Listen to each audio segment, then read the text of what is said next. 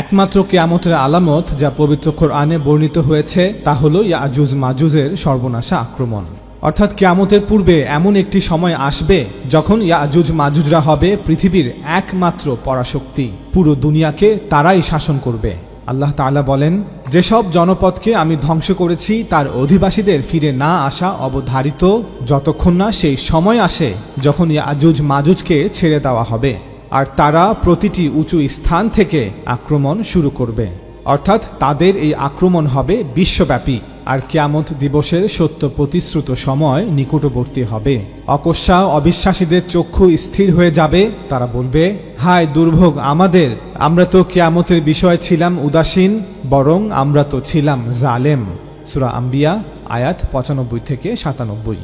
এই আয়াতগুলো থেকে এটা স্পষ্ট যে কিয়ামতের সর্বশেষ আলামত হচ্ছে বিশ্বজুড়ে ইয়াজুজ মাজুজের সর্বগ্রাসী নিয়ন্ত্রণ। কিয়ামতের পূর্বে তারাই হবে পৃথিবীর সবচেয়ে শক্তিধর শক্তি।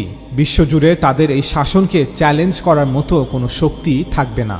এরপরেই শুরু হবে কিয়ামত, যখন গোটা বিশ্ব জগৎকে ধ্বংস করে দেয়া হবে।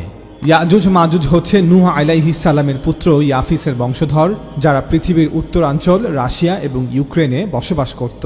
পরবর্তীতে তাদের কিছু উপজাতি পশ্চিম ইউরোপে পৌঁছে এবং পরবর্তীতে তাদের বংশধররাই উত্তর আমেরিকা ও অস্ট্রেলিয়ায় বসতি স্থাপন করে। বর্তমান ইহুদিদের একটি বড় অংশই ইয়াজুজ মাজুজের বংশধর। বিজ্ঞান ও প্রযুক্তির সহায়তায় এই ইয়াজুজ মাজুজরা এশিয়া, আফ্রিকা, দক্ষিণ আমেরিকা এবং আরব বিশ্বের সম্পদ লুটে নিয়ে নিজেদের আরও শক্তিশালী করেছে। ইয়াজুজ মাজুজের অতীত থেকে বর্তমান সম্পূর্ণ ইতিহাস বিস্তারিত জানতে এই ভিডিও সিরিজটি দেখুন, লিংক নিচে দেয়া থাকবে।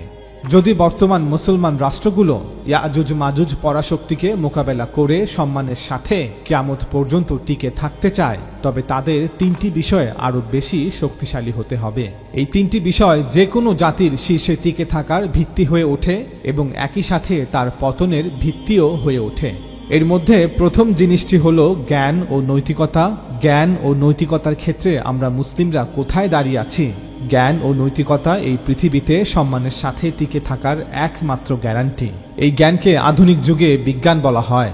আমরা মুসলিমদের জানা উচিত জ্ঞান, বিজ্ঞান ও প্রযুক্তিতে আমরা মুসলিমরা কোথায় আছি। বাস্তবতা হচ্ছে জ্ঞান, বিজ্ঞান ও প্রযুক্তিতে আমরা মুসলিমদের অবস্থা অত্যন্ত লজ্জাজনক হলেও আমরা শুধু অতীতের গত হয়ে যাওয়া ইতিহাস নিয়ে ঢেকুর তুলছি। আর জাতি হিসেবে আমরা মুসলিমদের নৈতিক অস্তিত্ব কেমন? আমাদের মনে রাখতে হবে যে কোনো জাতির নৈতিক অস্তিত্বের আসল প্রকাশ তাদের সম্মিলিত নৈতিকতার মধ্যে নিহিত। দ্বিতীয় গুরুত্বপূর্ণ বিষয়টি হলো রাজনৈতিক ঐক্য। কোনো জাতিকে শীর্ষে উঠে আসতে হলে তার রাজনৈতিক ঐক্য টিকিয়ে রাখতে হবে। যখন একটি জাতি ছোট ছোট উপজাতিতে বিভক্ত হয়, প্রতিটি উপজাতির নিজস্ব প্রধান থাকে, প্রতিটি উপজাতির নিজস্ব স্থান থাকে, তখন তাদের জন্য জাতি শব্দটি প্রয়োগ করাও কঠিন হয়ে পড়ে। আপনারাই বলুন, বর্তমান পৃথিবীতে আমরা মুসলমানদের রাজনৈতিক ঐক্যের কি অবস্থা? আর তৃতীয় বিষয়টি হলো আদর্শ। আমরা মুসলিমদের আদর্শ হচ্ছে ইসলাম, কিন্তু আমরা মুসলিমরা সেই আদর্শ বা সেই ধর্মের ক্ষেত্রে কতটা মনোযোগী? আমাদের মধ্যে সর্বত্র বিরোধিতার পরিস্থিতি বিদ্যমান। বাস্তবতাকে স্বীকার করতেই হবে যে আজ মুসলিমরা জ্ঞান, বিজ্ঞান, নৈতিকতা, রাজনৈতিক ঐক্য এবং আদর্শের মাপকাঠিতে তলানিতে অবস্থান করছি। তো আমাদের ভাগ্য আল্লাহ কেন পরিবর্তন করবেন যখন কিয়ামতের সর্বশেষ আলামত ইয়াজুজ মাজুজের খুরুজ আরো অনেক আগেই শুরু হয়ে গেছে? এখন তো শুধু কিয়ামতের অপেক্ষা।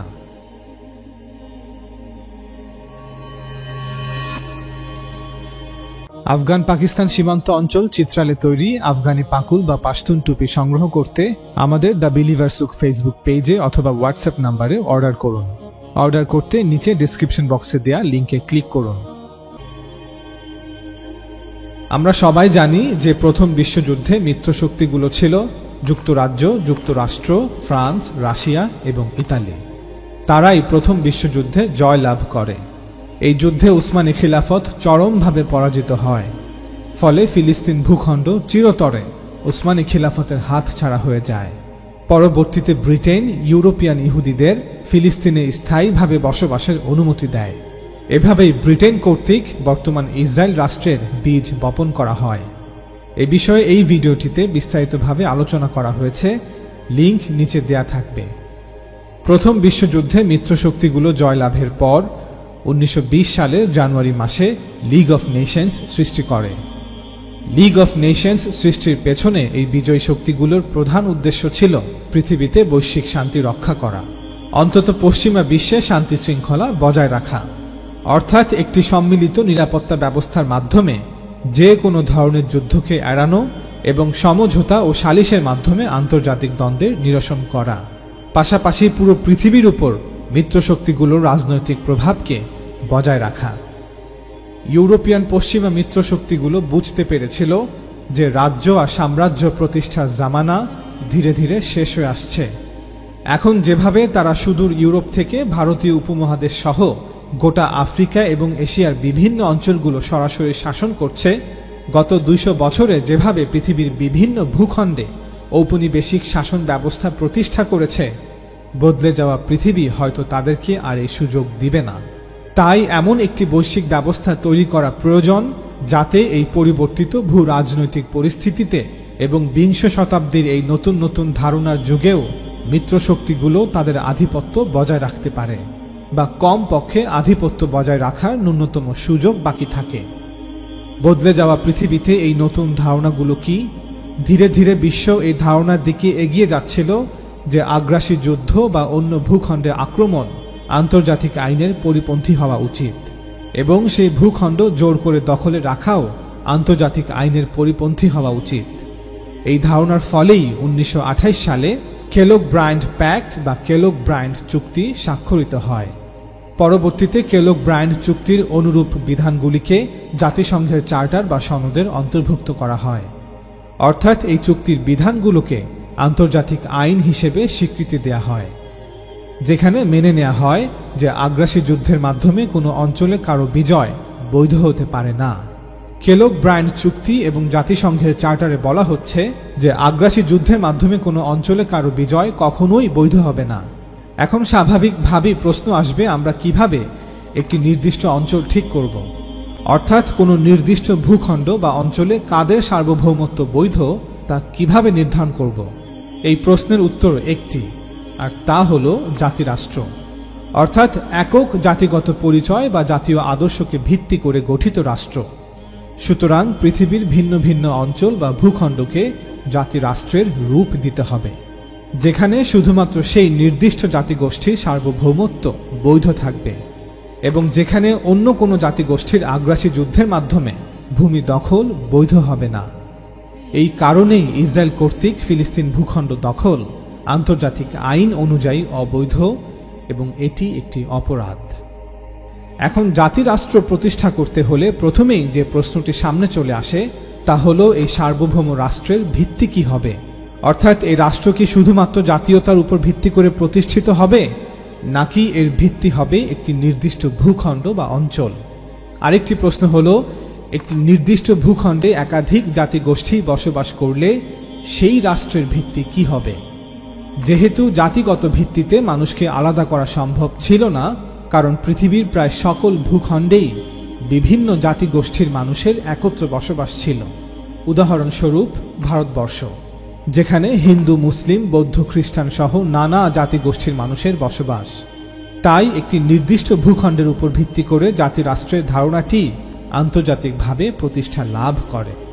যে মুহূর্তে আপনি এই বাস্তবতা অর্থাৎ ভূখণ্ডের উপর ভিত্তি করে জাতিরাষ্ট্রের ধারণাটি মেনে নেবেন, তখন এর স্বাভাবিক পরিণতি হলো আপনাকে এটাও মেনে নিতে হবে যে যদি এই জাতিরাষ্ট্রগুলো অস্তিত্বে আসে, তবে প্রতিটি জাতির সেলফ ডিটারমিনেশন বা আত্মনিয়ন্ত্রণের অধিকার রয়েছে।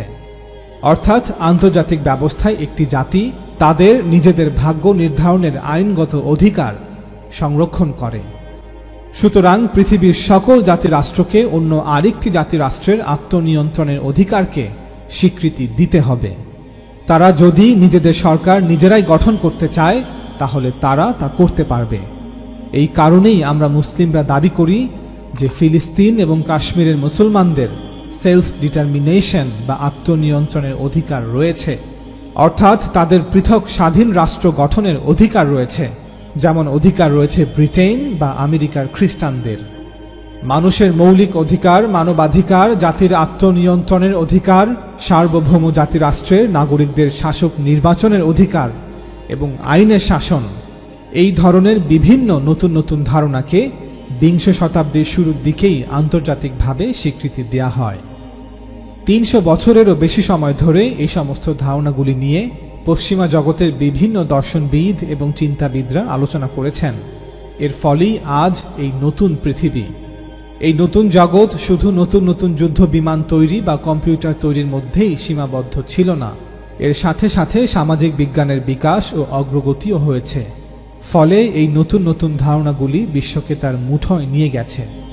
একদিকে পৃথিবীতে জন্ম নেয়া কিছু নতুন ধারণা এবং অন্যদিকে প্রথম বিশ্বযুদ্ধের মিত্রশক্তিগুলোর অপ্রতিরোধ্য বিজয়, এই সব কিছু একটি নতুন ওয়ার্ল্ড অর্ডার, একটি নতুন ইউনিভার্সাল সিস্টেম, একটি নতুন বিশ্ব ব্যবস্থার জন্ম দেয়। সেই নতুন বিশ্ব ব্যবস্থায় লিগ অফ নেশনস ব্রিটেনকে একটি ম্যান্ডেট প্রদান করে যে ব্রিটেন প্রথম বিশ্বযুদ্ধে বিজয়ী শক্তি হলেও ফিলিস্তিন ভূখণ্ডকে তার সাম্রাজ্যে অন্তর্ভুক্ত করবে না, তবে ফিলিস্তিন ভূখণ্ড ব্রিটিশ প্রশাসনের অধীনে পরিচালিত একটি ভৌগোলিক অঞ্চল হবে। ব্রিটিশরা 1922 সালের জুন মাসে লিগ অফ নেশনস থেকে ফিলিস্তিন ভূখণ্ডের জন্য এই কর্তৃত্ব লাভ করে। সাবেক ওসমানীয় সাম্রাজ্যের অধিকৃত অঞ্চলগুলো নিজের পায়ে দাঁড়ানোর আগ পর্যন্ত পরিচালনার জন্য এই ম্যান্ডেট প্রথা বা কর্তৃত্ব প্রদান প্রথা চালু করা হয়েছিল। এভাবেই শক্তির জোরে ব্রিটেন সরাসরি ফিলিস্তিন শাসন করে। ঠিক এরপরই ব্রিটেন ইহুদিদের সাথে করা বালফোর চুক্তি অনুযায়ী ফিলিস্তিন ভূখণ্ডে ইহুদি রাষ্ট্র প্রতিষ্ঠার সব রকম ব্যবস্থা গ্রহণ করে। ব্রিটিশ ম্যান্ডেটের 1 বছর পর অর্থাৎ 1923 সালের পরিসংখ্যান অনুযায়ী সে সময় ফিলিস্তিনে মুসলিমদের সংখ্যা ছিল প্রায় 5,90,000 এবং খ্রিস্টানদের সংখ্যা ছিল 73,000-এর কিছু বেশি। অন্যদিকে ইহুদিদের সংখ্যা ছিল প্রায় 84,000। এই 84,000 ইহুদিদের মধ্যে প্রায় সকলেই 1880 সালের পর ফিলিস্তিনে প্রবেশ করেছে। 1923 সালে এটা স্পষ্ট ছিল যে 84,000-এর এই ক্ষুদ্র জনসংখ্যা নিয়ে ইহুদিদের পক্ষে একটি ইহুদি জাতি রাষ্ট্র প্রতিষ্ঠা করা সম্ভব ছিল না। তাই ব্রিটেন ইহুদিদের এই প্রচেষ্টাকে আরো সহজ করার চেষ্টা করছিল। পৃথিবীর বিভিন্ন দেশে বসবাসকারী ইহুদিদের ফিলিস্তিনে এসে বসতি নির্মাণে সব রকম সহায়তা করে যাচ্ছিল এই দেশটি। 1945 সালে দ্বিতীয় বিশ্বযুদ্ধ শেষে ফিলিস্তিন ভূখণ্ডে ইহুদিদের সংখ্যা দাঁড়ায় প্রায় 5,54,000, যেখানে মুসলিমদের সংখ্যা ছিল প্রায় 10,62,000।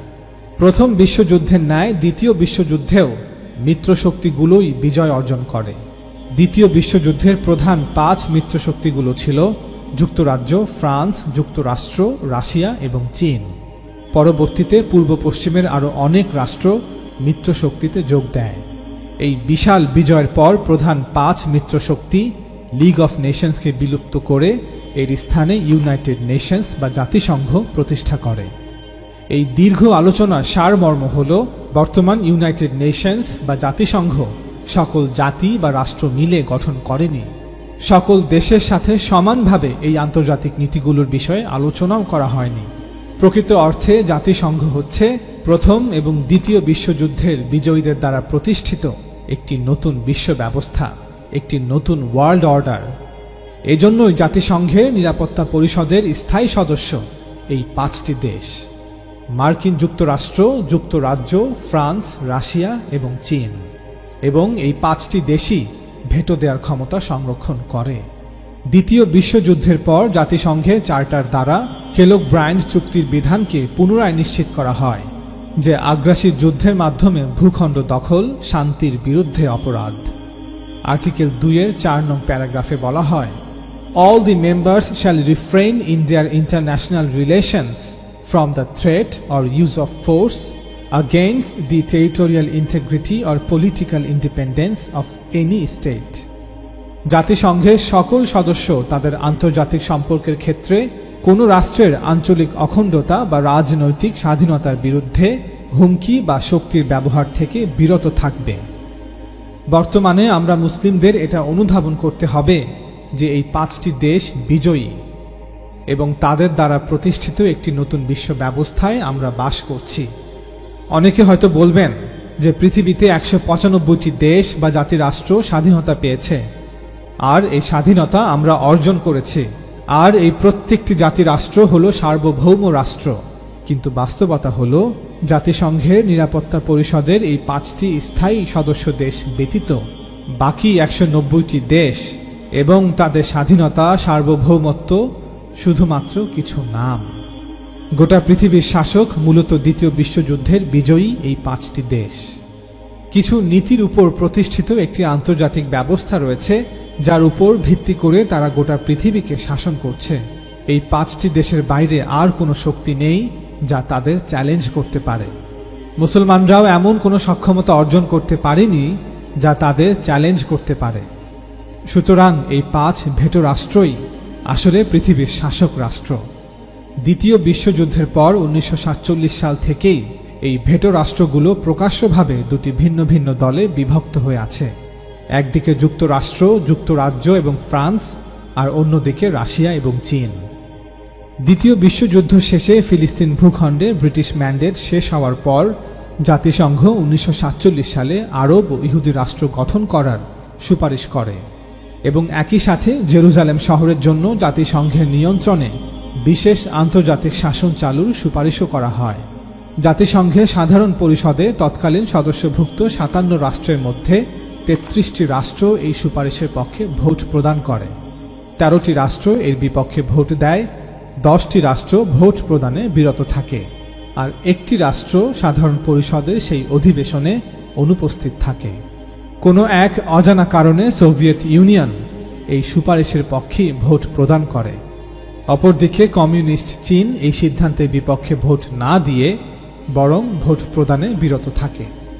জাতিসংঘের এই সুপারিশ ন্যায়সঙ্গত ছিল কিনা বা এই সুপারিশ ফিলিস্তিনিদের সাথে অন্যায় হয়েছিল কিনা সেই বিতর্ক করে কোনো লাভ নেই।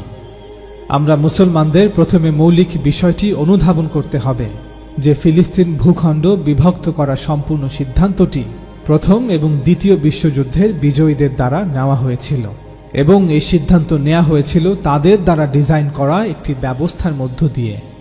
তাই আমরা পরাজিতরা যতক্ষণ না সেই অবস্থার পরিপূর্ণ পরিবর্তন করতে পারব যেই অবস্থার ভিত্তিতে এই বিজয়ীরা তাদের বিজয় অর্জন করেছিল, ততক্ষণ পর্যন্ত আমরা মুসলিমরা ফিলিস্তিন বিষয়ে জাতিসংঘের নেয়া এই সিদ্ধান্তের বিষয়ে কিছুই করতে পারব না এবং আমরা আমাদের সিদ্ধান্ত অন্যের উপর চাপিয়ে দিতেও পারব না।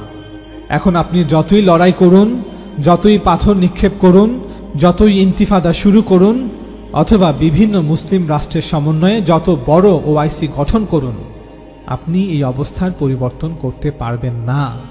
এটাই বাস্তবতা। তবে যেদিন এই অবস্থাকে উল্টে দিতে পারব, সেদিন সবকিছুই আমাদের অনুকূলে থাকবে ইনশাআল্লাহ। জাতিসংঘের নেয়া সুপারিশকে মেনে 1948 সালে ইসরায়েল রাষ্ট্র ঠিকই অস্তিত্বে আসলো, আর 1 বছর পর 1949 সালে ইসরায়েল জাতিসংঘের সদস্য পদ লাভ করল। কিন্তু আমরা মুসলিমরা সেই সিদ্ধান্তের বিরোধিতা করে কিছুই অর্জন করতে পারিনি, বরং যা ছিল তাও হারিয়েছি।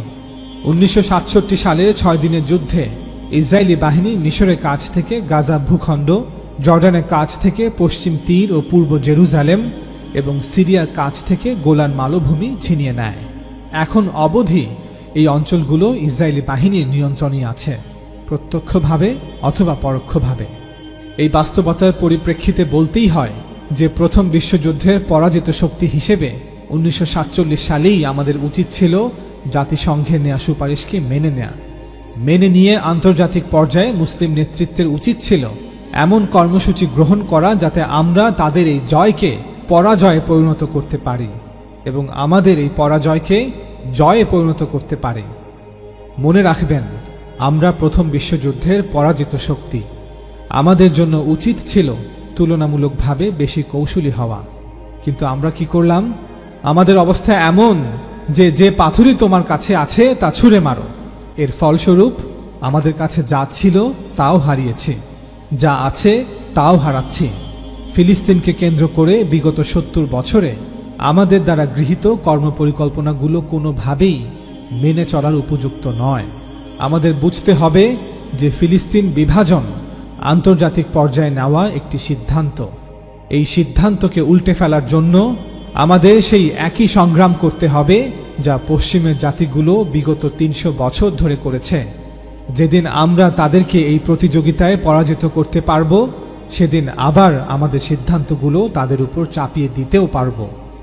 আশা করি আমরা মুসলিমরা সততার সাথে এবং বাস্তবসম্মতভাবে উপরে বর্ণিত বিষয়গুলোকে পর্যালোচনা করব। তবেই উপযুক্ত সময় আসার আগ পর্যন্ত যতটুকু আছে তা রক্ষা করতে পারব।